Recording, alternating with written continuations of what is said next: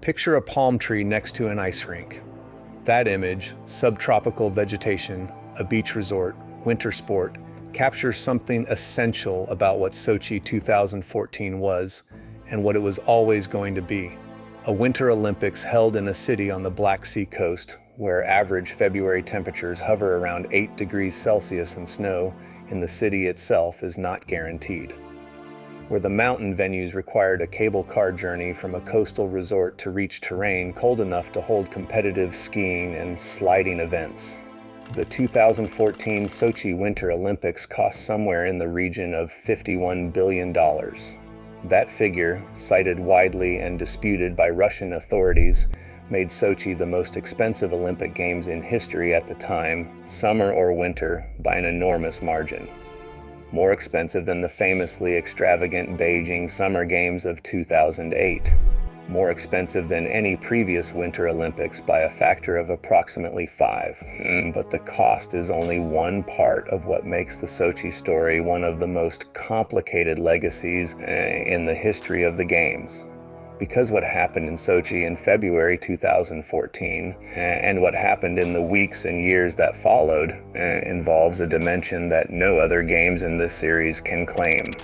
The closing ceremony ended on a Sunday evening, and by the following Thursday, Russian forces had begun moving into Crimea. The story of what the Sochi Olympics actually produced and for whom is still being written, but some of what it produced is already clear. To understand why Russia spent what it spent on Sochi, you have to understand what the Games were designed to do. This was not primarily a sporting event. It was a statement, one of the most expensive statements any government has ever made about its own significance. Vladimir Putin had championed Russia's bid for the Games personally, traveling to Guatemala City in 2007 to present the case to the International Olympic Committee in what was, by multiple accounts, an unusually direct and personal intervention. When the bid was awarded, the reaction in Moscow was one of genuine celebration. For a government that had spent years positioning Russia's return to international relevance after the Soviet collapse, hosting the Olympic Games, and specifically hosting a Winter Olympics in a resort city on the Black Sea, carried a significance that went well beyond sport. The construction program that followed was staggering in scale. Sochi was not a city with significant winter sports infrastructure. The coastal strip required an entirely new Olympic park, built essentially from nothing on reclaimed land near the beach. The mountain cluster at Krasnaya Poliana, around 50 kilometers from the city center, required new roads, a new railway line, and a cable car system capable of transporting athletes, officials, and spectators between venues that sat at significantly different altitudes. New hotels, new utilities, new communications infrastructure, all of it built in 7 years in a region that had not previously hosted events of this kind. The official Russian figure for the cost of the Games was considerably lower than the $51 billion cited by outside analysts and opposition figures.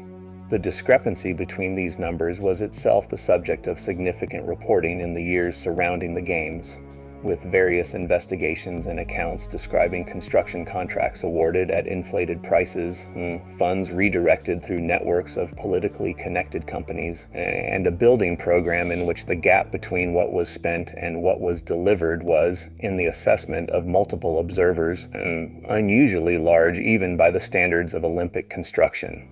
These allegations were and remain contested, but they were reported widely enough and in enough detail to form a significant part of the Sochi story that the official narrative did not always acknowledge.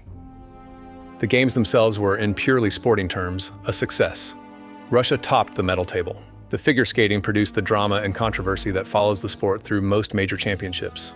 The skiing and sliding events at Krasnaya Poliana ran without significant incident.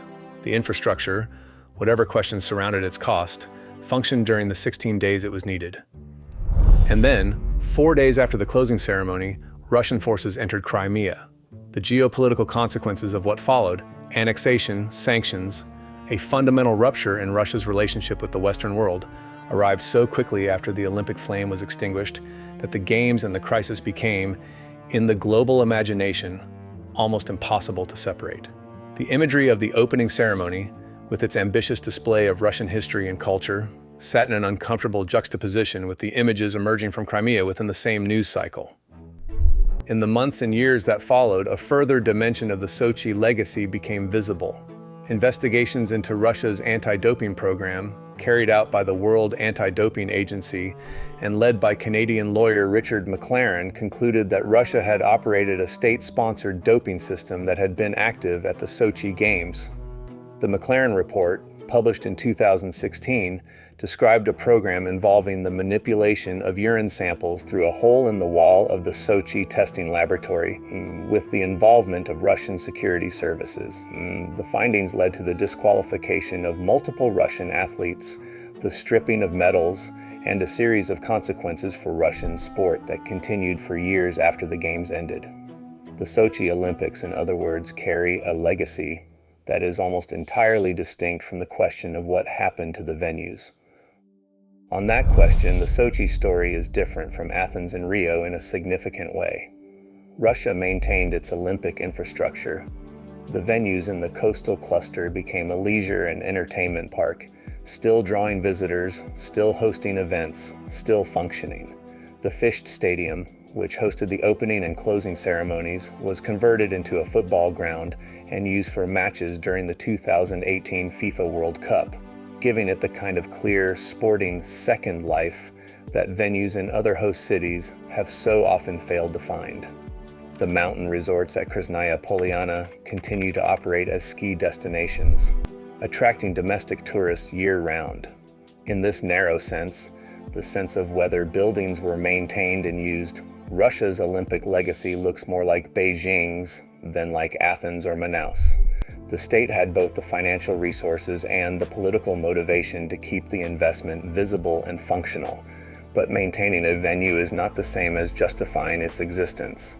And the question of what $51 billion actually bought the residents of a country where that money might have been spent differently, on healthcare, on education, on the kind of infrastructure that affects daily life rather than 16 days of global television coverage, is one that has been asked persistently in the years since, without a satisfying answer.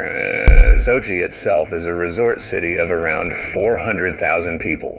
The Olympic Park on its outskirts was built for the world and has, since the world left, served a local and domestic tourist market. The scale of what was built, the capacity, the complexity, the infrastructure reflects the ambitions of a government making a statement to a global audience, not the needs of a mid-sized Russian resort town on the Black Sea coast.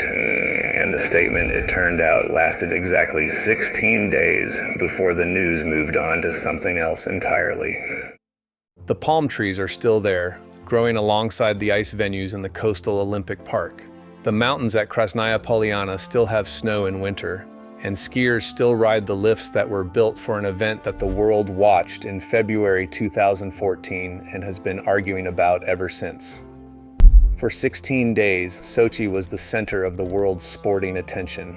The flame burned in a stadium built at a cost that no one has entirely been able to account for, in a city that had never hosted anything like it before and may never do so again. What was left behind is a park on a beach, a ski resort in the mountains, and a set of questions about what the Games were really for that the opening ceremony, for all its ambition, never quite answered. The Games lasted 16 days. Their consequences are still unfolding. Every other city in this series built for a moment and then struggled in different ways and for different reasons to find a purpose for what remained. Athens couldn't afford its venues. Manaus had no club to fill its stadium. Rio built in the wrong part of a city that was already fracturing along lines of inequality. Sarajevo built well, and then a war came. Sochi built everything it was asked to build and maintained almost all of it. But the story of those games, the cost, the corruption allegations, the doping, the 4 days between the closing ceremony and Crimea, means that the legacy of the Sochi Olympics is not primarily a story about buildings at all. It is a story about what governments use the Olympics to say, and about how much distance can exist between what is said in an opening ceremony and what happens in the world outside the stadium walls.